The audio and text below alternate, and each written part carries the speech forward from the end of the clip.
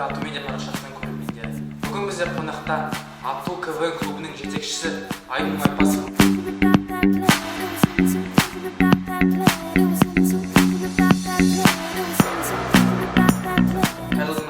Қайырлы күн. Жалпы Айдын мырза, сіз өзіңіз жайлы кішкене айта кетсеңіз. Өзім жайлы айта кететін болсам, жаңағы толықты айта кетейін, туып өскен жерімді. Туып өскен жерім. Мен Алматы облысы Іле ауданы Жетіген ауылында туып өскен. Сол жерде мектеп тамамдап, 9 жыл оқып, 9 жылдан кейін Темірбек Жүргенов атындағы Қазақ ұлттық өнер академиясының колледжіне оқуға түсіп, грантқа түсіп, 2 жылдай сол жерде білім алып, 3-ші курсымда белгілі бір себептермен оқудан шығып кетіп, кейін ары қарай оқуымда Қаныш Сәтпаев атындағы Қазақ ұлттық техникалық университетінде политехті жалғастырдым. Экономист, аудитор мамандығын оқып, сол университетті бітірдім. Жалпы сіз политехті бітірдіңіз? Политехті бітірдім. Сол жерде КВН ойнадым. Жалпы КВН жаңағы несі, тарихы сол жерде басталды. КВН ойнап сол жерде бастадыңыз? Сол жерде бастадым. Жалпы сіз политехте оқып бітірсеңіз, Атуға қалай келдіңіз? Атуға келгенде қалай? Біз жаңағы әртүрлі командалар, университеттер ойнағандықтан, біз командалар бір-бірлерімізбен араласамыз, сөйлесеміз. 2010 жылы қателеспесем, Алматыда студенттер сарайында ойын болды, Азияда кубогы деген. Азияда қарсаңына байланысты, 2011 жылы қарсаңына байланысты. Сол кезде Алматыда ойын болып жатыр.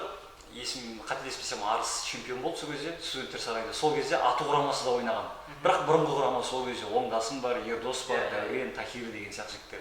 Сол кезде мен Дәуренмен өте жақын араласатын адамдардың бірі болған, екеуміз руласпыз, албанбыз, сондықтан солмен қатты араласып жақын сөйлесетінбіз. Сол күні екеуміз бір-бірімізден танысып, номерімізді алып қалып, хабарласамыз деп кеткенбіз. Біраз уақытты араға салып, тойда кездесіп қалдық. Олар тойға КВН ойнауға келіпті, мен тойда қонақпын. Сөйтіп араласып, сөйлесіп, ары қарай болар мені бір күні Алматы технологиялық университетіне дайындыққа шақырды. Мен ол кезде бірақ КВН-ді қойып жұмыс істеп кеткенмін мамандықпен. Ол кезде бітірдіңіз? Бітіріп кеттім. 2013 жылы оқуды бітіргенмін. 2011-де олар мені шақырды, кездесіп қалдық.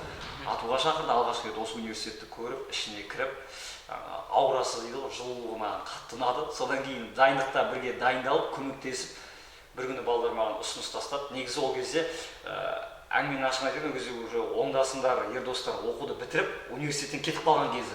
Тахир КВН-ді қолға алып, негізі Ату құрамасы деген атты, ол уақытқа дейін 2011-ге дейін Атуда Жайдарман тобының аты ұнамаса қарама болған. Ол кезде Оңдасым, Ердостар ойнайтын, Дәурен бар, Досжан деген жігіт болып, Мәссағаннан танылған жігіт. Сол жігіттер жаңағы ұнамаса қарама болды. 2011-де Тахир бәрін өзгертіп, өз жетекшілігіне алып, Ату құрамасы деген командадан атты, солай ойлап тапты, команда жинады. Сол кезден бастап бірге дайындалдық. Bir күні олар маған ұсыныс тастап, Айдын, сен бізбен бірге жазысып жүрсің, бірге қасымызда жүрсің әрдайым.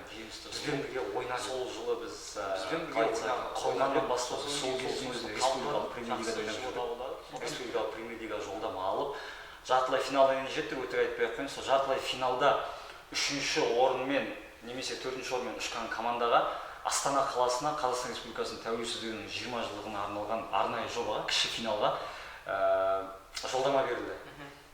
Бірақ біз ертеңнен қалай болды, қызық болды. 9-шы әлі дейін несі числосы есімнен кетпейді.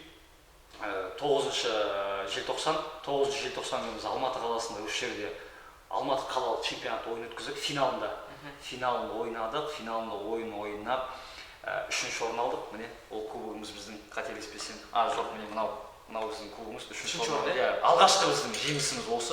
3-ші орнымыз. 3-ші орынды алып, ертеңнен 10-ші желтоқсан күні біз Астана қаласына аттанып кеттік, іс-сапар. Құжат премьер-лига емес. Ол жерде жоғары лига мен премьер-лиганың командалары да бар. Арыс бар, Тараз 2000 бар, Қорқыт құрамасы бар, Мардан ұландары өте көп. Алашылдары, Медунивер деген сияқты. Сол ойынға біз 10-шы желтоқсан күні аттанып кеттік, ертеңнен ойыннан кейін бірден іс-сапар қағаздарын бәрін дайындап қойған болатынбыз. Бардық, білмеймін, өз-өзімізге сенімді болдық па, жоқ әлде бір енді Аллах тағала бізге бері қарай қарағанша бардық. 13-ші желтоқсан күні ойын өтті. Біз сол республикалық премьер-лига және жоғары лига командаларының арасында алғашқы рет, бұлдай тарихта болмаған Алматының бірде-бір командасы, мен оны қорықпай және ұялмай айта аламын, Алматының бірде-бір командасы сол уақытта ондай жетістікке жетпеген. Біз алғашқы Алматының алғашқы командасы болдық, ату құрамасы. Міне осы бас жүлдені алып келдік. Міне көріп отырсаңыз, міне арнайы жоба. Міне бас жүлде. Осыны біз алып келдік Астана қаласынан. Сол бізге өте бір жемісті жыл болды. Одан кейін 2012 жылы бізге қайтадан премьер-лига берді. Есеней Үлкен қайтадан премьер-лигада ойнаңдар бір жылдай, келесі жылы жоғары лигаға шығасыңдар деп. Себебі оңдасын Құлымбетов бастаған ұнамаса қарама бір-ақ рет қана жоғары лигаға шыққан. Оның өзінде енді ол да барынша еңбектенді. Олардың кубоктары міне Алматы қаласының чемпиондары болған. Олардың да міне жетістіктері, мен сол үшін әдейі алып келіп отырмын. 2009 жылы Алматы лигасы, міне 2009 жыл бірінші жыл. Ол кезде ату құрамасы. Жоқ, ол кезде ұнамаса қарама. Енді тарих КВН жайлы отқаннан айтып кетейін дегенім ғой енді. Қанша дегеніміз, оңдасын бастаған кезінде. Солар ғана шыққан екен. Содан бері 2011-ден бері бірде-бір команда жоғары лигаға шықпаған. Біздің арманымыз жоғары лига болды. 2012 жылы премьер-лигада ойнадық, жартылай финалдан ұшып кеттік. Одан кейін мен 2012-нің аяғында финалға шыққан кезде неге Алматы лигасының финалына дейін шықтық, бірақ премьер-лигадан ұшып кетсек те біз мойынған жоқпыз, ары қарай ойнап жүрдік. Белгілі бір себептерден маған құрамадан жалпы Алматы технологиялық университетіне кету керек болды. Жұмыс бабымен балаларды тастап кеткен жоқпын, әлі дейін хабарласып тұрамыз, араласып тұрамыз. Кету керек болды. Мен осы университеттен кетіп қалдым. Кетіп қалғаннан кейін естідім, 2013 жылдың аяғына таман команда ату құрамасы жоқ болып кетті. Құлдырап кетті, тарап кетті. Тахир жаңа оқуын бітірді, жұмысымен кетті, Мадир Ақынбай жұмысымен кетті, Дәурен әскерге кетті, Мұрат үйленді, қазір бәрінің бір бала шағалы. Абзалдың бір баласы бар, себептер бар. Мұраттың 2 баласы бар. Бірақ бәрімен әйтеуір сәлеміміз араласып, хабарласып тұрамыз. Енді өздерің көресіңдер, қазір қасымда Дәрменов Нұрсұлтан, қазір беделді бір авторлардың бірі, сұраныста ижад факультетінің студенті. Сол әрдайым қасымда жүреді, қасымнан шықпайды, редакторлық жұмыс болсын, факультетаралық ойындар болсын, келіп көмектесіп тұрады, өзінің ақылын айтып балаларға. Содан кейін былтыр 2014 жылы 2014 жылы маған Адрасов Ұлан деген жігіт бар, сол жігіт хабарласты. Айдын осылай атуда КВН жоқ болып кетті. Тек қана факультетаралық ойындар өткізілді, болды, бір-ақ рет қана жалпы ойындарға шығып жүрген жоқ, атуды ұмытып кетті. Біздің кезімізде болды, сендердің кездеріңде болды, ал қазір жоқ деп. Сосын бірдеңе істесек қалай қарайсың деді. Сосын мен оны мен шешпеймін ғой, барып проректорымызбен, тәрбиешімізбен, Қалтай Сейітовпен сөйлесіңдер дедік.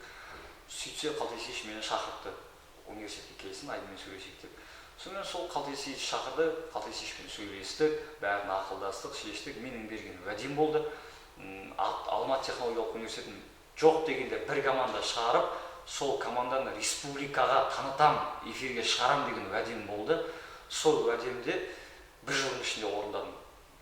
Әрине ол жалғыз менің көмегім емес, ол команданың арқасы, менің ғана арқам емес. Ол университетіміздің ректоры Құлажан Талғат Құралбековичтің осылай қолдап бізге демеушілік ететіні, университетіміздегі студенттеріміз, белсенді студенттеріміз, бізге жанкүйер болатын студенттеріміз, проректорымыз, тәрбиесі жөніндегі Батқолдин Қалтай Сейітовтің арқасы, ол жалпы көпшіліктің арқасы эфирге шыққанымыз біздің осындай дәрежеге жеткеніміз. Себебі біз қанша ойын ойнадық, осы уақытқа шейін бізге ешқашан бір ойындарға жібермей немесе тосқауыл қойған кездері болған жоқ.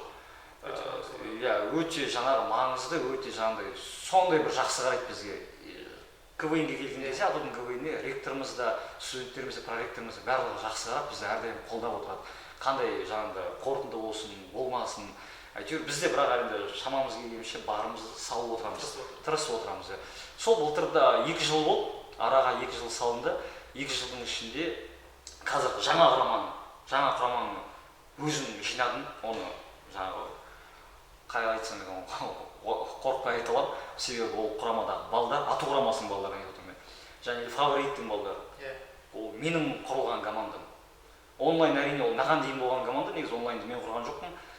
Онлайнды мен құрмадым, сондықтан бірақ олар менде тәрбиеленді. Былтыр 2 жылдың солар 1 жылдай өздері ойнап шығып жүрді, түркі тілдес лига дей ма, сода ойнап жүр. Мен оларды жаңағы үлкен Жайдарманға алып келдім де, солар содан кейін Жайдарман деген осы екен ғой, негізі КВН олар уже басқа көзқараспен қарай бастады, түсіне бастады. Сондықтан да сол балаларды да, қыздарды да осы 3 командамыз бар, онлайн, фаворит, ату құрамасы жаңағы республикалық деңгейде, алматылық деңгей, қалалық деңгейлерде ойындар көрсетіп жүр. Енді онлайн биыл қоямыз деп отыр, сабақтарына байланысты бітіреміз, қиын болып кетті, бітіреміз деп жатыр олар. Қыз бала болғасын қиын ғой шамалы, олар қоямыз деп жатыр, бірақ оның орнына фаворит шықты.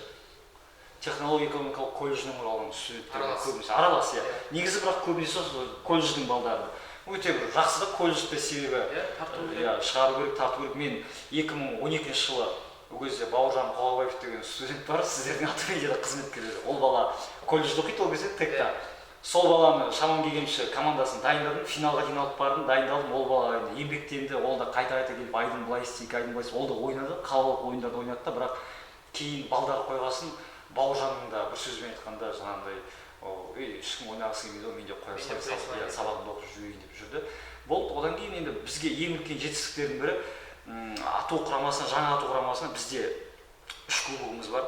2 кубок жастар кеңесіне қалып кетті-ау деймін. Бір рет екінші орын алдық.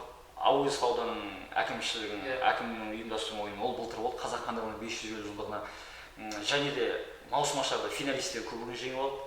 Және де міне біз үшін жемісті болған жақында ғана 24 наурызда өткен Алматы қаласының 1000 жылдығына арналған әкім кубогында міне бірінші орын алды. Бауыржан Байбектің кубогы, яғни әкімнің кубогында бірінші орын алды. Өте тартысты ойын болып, Алматының беделді менімен деген 11 командасы қатысты. Содан бірінші орын жоғары оқу орындары арасында. Оның ішінде қазұту бар, қазұу бар, үлкен университеттер, ұлттық вуздар болсын, қандай болсын, еркін құрамаларда ойнады. Бірақ бірінші орында ату құрамасы бермей, сеніммен сахнаға шығып, осы кубокты жеңіп алды. Бізде өзі еншімізде 2 жылдың арасында республикалық деңгейде 3 кубогымыз бар. Енді тағы бір ерекшелік, бұрынғы құрамада орындалмаған арманымды орындадым мен. Осы жаңа құрамамен, себебі бұрынғы құрамамен біз арманымызға жете алмадық. Бізде арман болды, көкейімізде телевизорға түсу емес, теледидарға түсу емес, басқа емес, қыздардың көзіне көріну емес.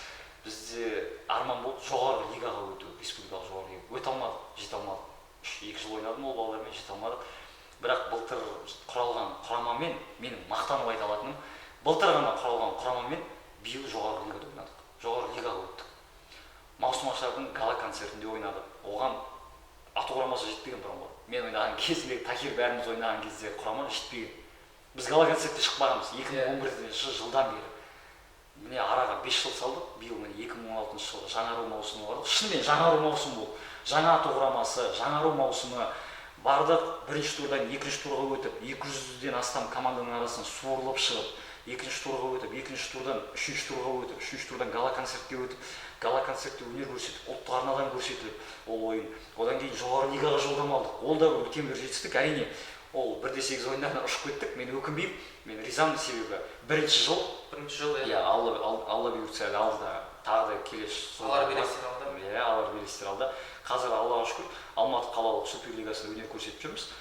Командалар 1-4-ке өтті. Жақында айтпақшы 27 сәуір күні Алматы қалалық суперлигасының 1-4 ойындары болады. Ату құрамасымен және де фаворит КВН командаларын келіп қолдаңыздар.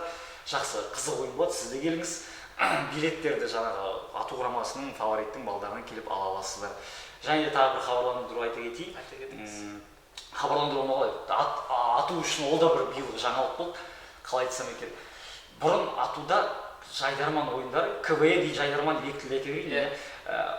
Бір күнде болатын КВН. Яғни орысша мен қазақшаны алады да, бір күнге қосып қояды да командаларды. Оның ішінен бір 9-8 шақты команда шығады да, топ шығады да, бір-бірімен айқасады.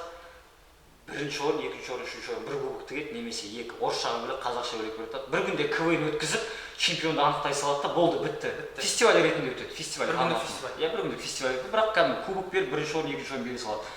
Менде арман болды, тағы бір арман, көкейімде былтырдан бері жүгірдім, құжаттарды реттедім, рұқсат сұрадым, Қалтай Сейішпен келісіп, уәдемді беріп, ол кісі жаңағындай қатты өтпей қалмай ма, қиын болып кетпей ма деп жаңағындай соның бәрін ойластырып, уақыттарын ойластырып, жоспар құрап, маусым басталды Алматы технологиялық университетінде. КВН-нің жайдарман ойындары маусым басталды. Толық маусым, кәдімгі 1-8, жаңағы 1-4, финал, сондай қылып бастадық. Бұл өте үлкен жаңағы, қалай айтсам екен, орысша риск дейді ғой. Сол сияқты жаңағы.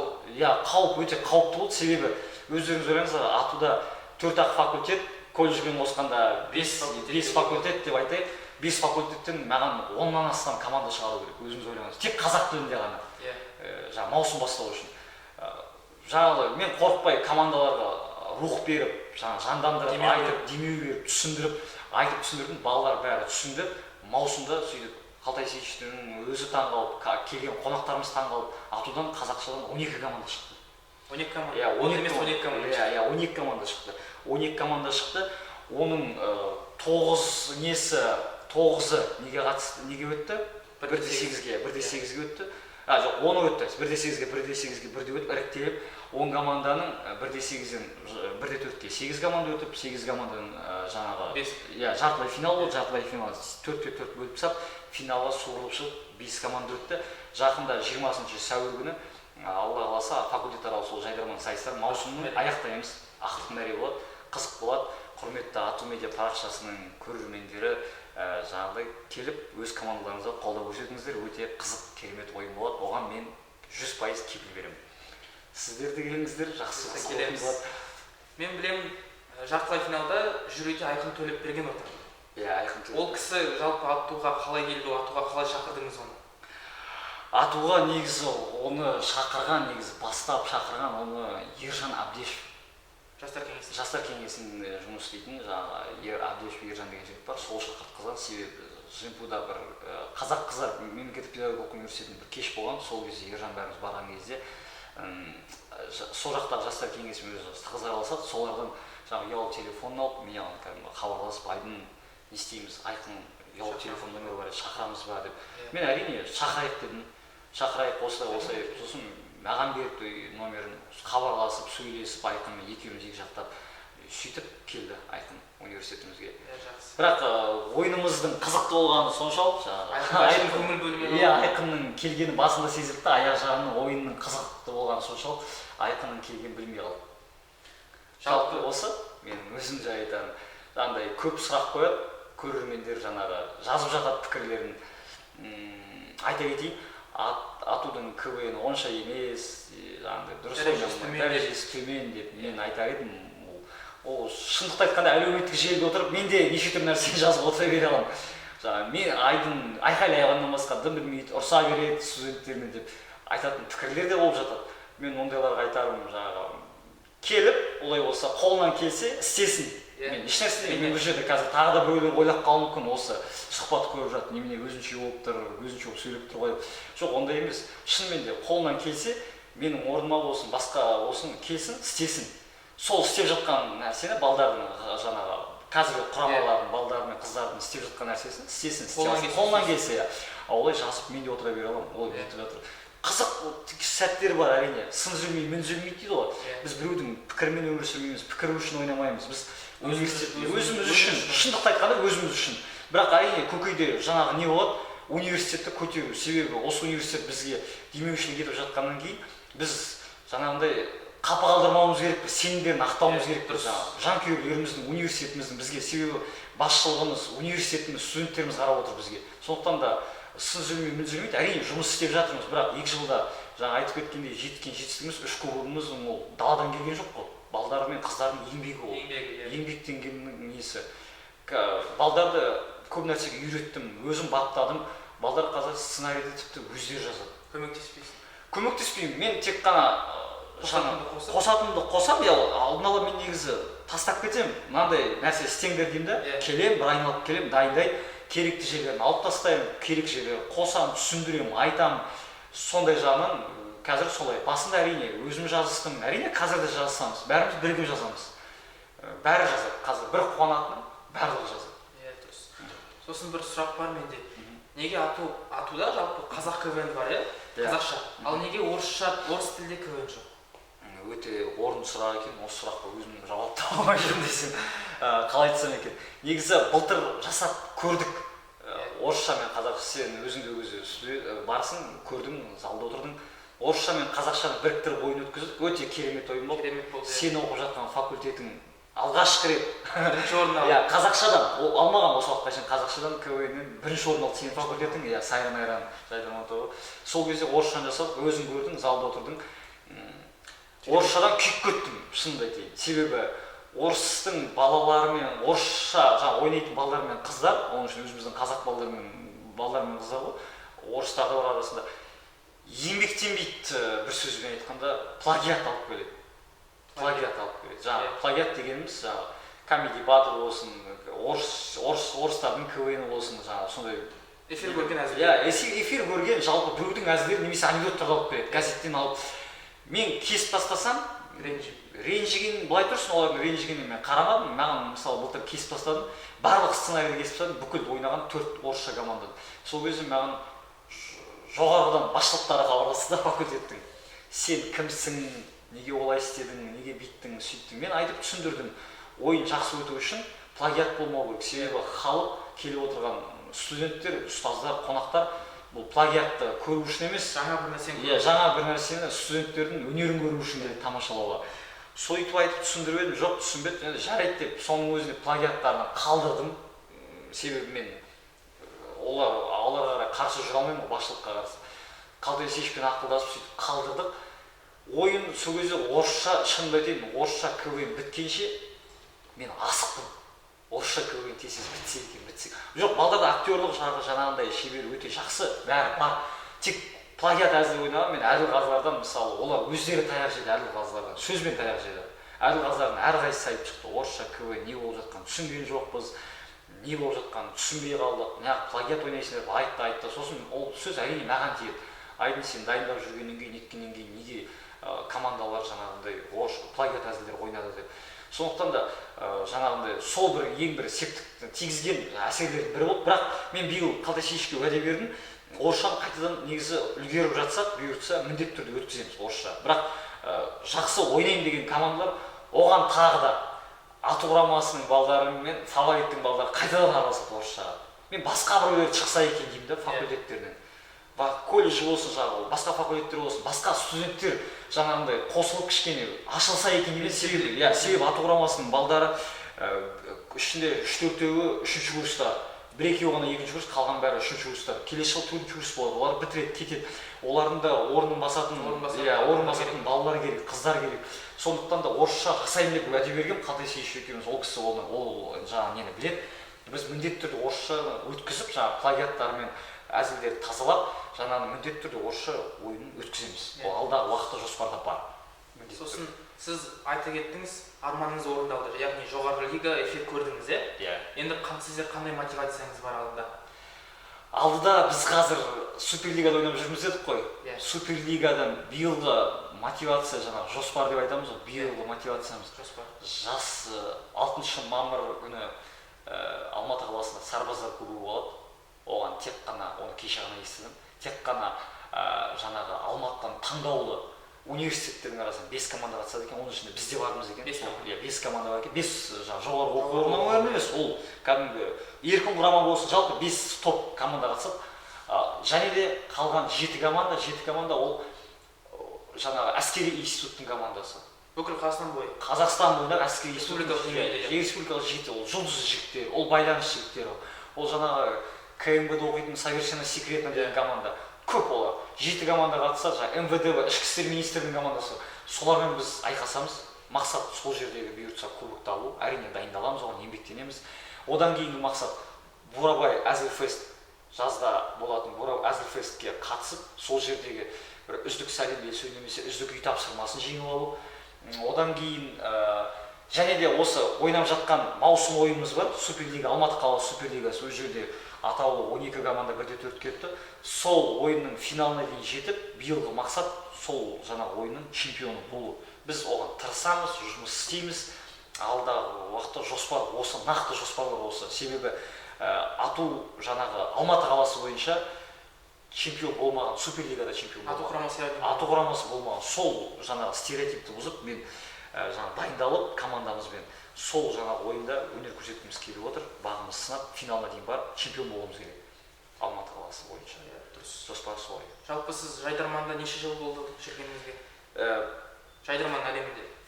Жайдарман әлемі жалпы қазақша КВН мен жүргеніме, егер Әзімханда ойнағанымды санамасақ, Әзімханда көп ойнағаным 2010-нан бері таза санайық. 2010-дан бастап араластым. 6 жыл болды. Осы 6 жылдың ішінде ату құрамасынан басқа қандай команда, қандай топ сізге ерекше көзбен қандай топқа қарайсыз? Ерекше көзбен дейсіз ба? Жалпы қалай айтсам екен, біреуді ренжіткім келмеу үшін айтпай ақ қояйын, былай айтайын, дұрыс түсінікті болу үшін.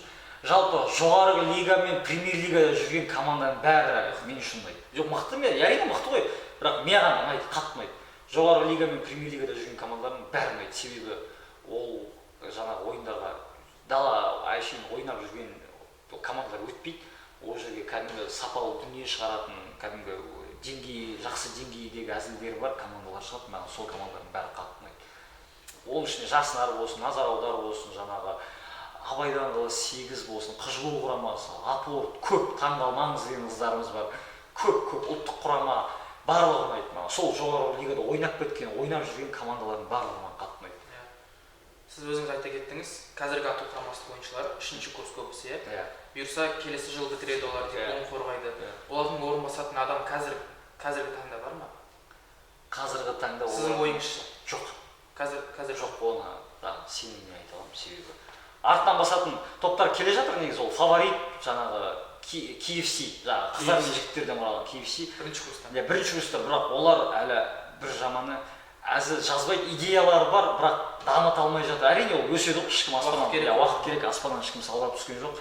Сондықтан да ол жаймен сөз, бірақ нақты дәл қазір келесі жылы ату құрамасы бітіріп кетіп қалса немесе ойнамайтын болса, олардың орнын басатын ешкім жоқ. Тура солар сияқты деңгейде ойын көрсететін, бір сөзбен айтқанда команда жоқ. Солар сияқты деңгейде өнер көрсететін команда жоқ. Себебі мен оларды өзім баптадым, өзім алдым сборныйға, әрқайсысын таңдап жүріп өзім алдым.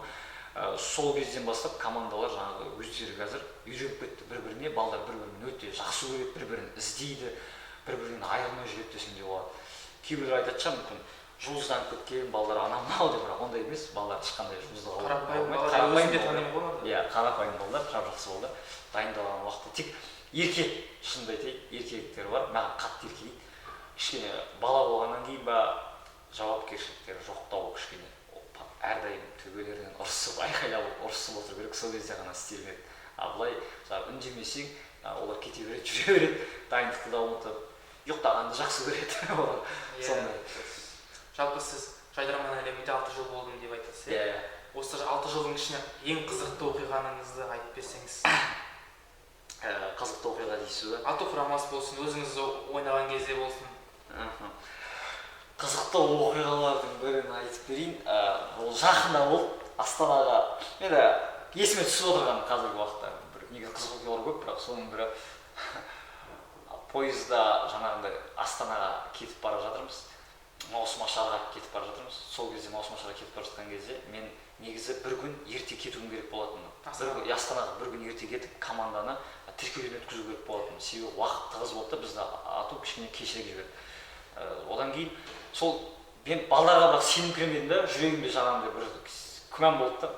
Мен қазір бұларды тастап кететін болсам, өздеріне жіберетін болсам, пойызбен бірдеңе болатын сияқты деп айттым да, сонымен Астанадағы әкімгерлермен келісіп, үйтіп тіркеуді өздері жасайтын болып, мен оларға сурет бәрін жіберіп, құжаттардың бәрін.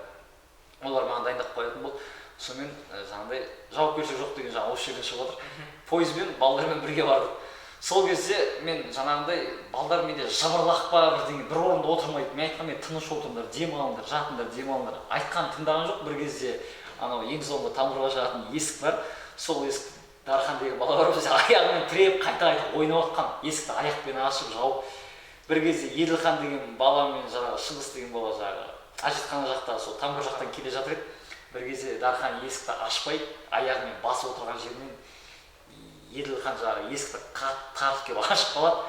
Терезе bir кезде Дархан аяғын сынып, сонымен Еділханның қолына барлық жеріне шиша кіріп, қан ағып, пойыздың іші түгелі қан болып, терезе сынып, сонымен сол кезде мен айтып отырмын жаңағы балдарға, сендер шуға жетпейді, Алматыдан шыға сала болды. Мен айтамын, сендер шуға жетпей мынандай болып жатсыңдар. Менсіз баратын болсаңдар, сендер жаңағы шудан шынымен түсіп кетейін деп тұрмын, натүрлермен деп. Үйтіп bir кезде скорый шақырып, шуға скорый келді, жедел жәрдем.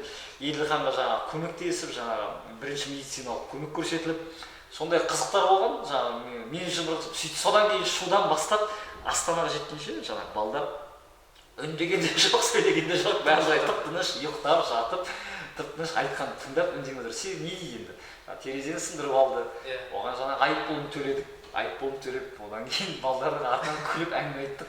Сол бір қызықтардың бірі қызық болды. Ал бұрынғы құрамамен шынымды айтсам, айтатын қызықтары өте көп. Оны айта берсем уақыты жетпей қалатын шығар.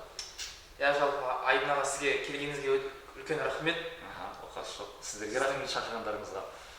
Қызықты оқиғаларыңызды, тарихыңызды айтқан үшін өте үлкен рахмет сізге. Сіздерге рахмет. Келе жатқан финал Бурабайда өтетін Әзілфестке сізге сәттілік. Рахмет. Тек жеңіспен оралыңыз. Рахмет. Осымен біздің сұхбатымыз бітті. Бізбен болған Ату КВН клубының жетекшісі Айдын Айтбасов. Рахмет. Сіздерге де көп рахмет. Ату медиа парақшасына үлкен табысты жаңағы уақыттар, табысты сәттері, табысты болуына кез келген жаңағы тақырыпты ашып жаңағы қамтып келе жатсыздар. Осы Атудың ішіндегі бүкіл тарихын көрсетіп, өнер жағынан болсын, барлық жағынан болсын, сабақ жағынан болсын, маған осы Ату медиа парақшасы өзіме қатты ұнайды. Шынымды айтайын, ол жаңағы әшейін бір видео түсіріп жатқан үшін айтып жатқаным жоқ. Шынымен өте дұрыс парақша, өте сауатты, студенттерді кәдімгідей жақсы жаққа тәрбиелейтін парақша деп айтсам болады. Сіздерге шақырғандарыңыз үшін, осындай сұхбат алғандарыңыз үшін сіздерге де көп рахмет айтамын.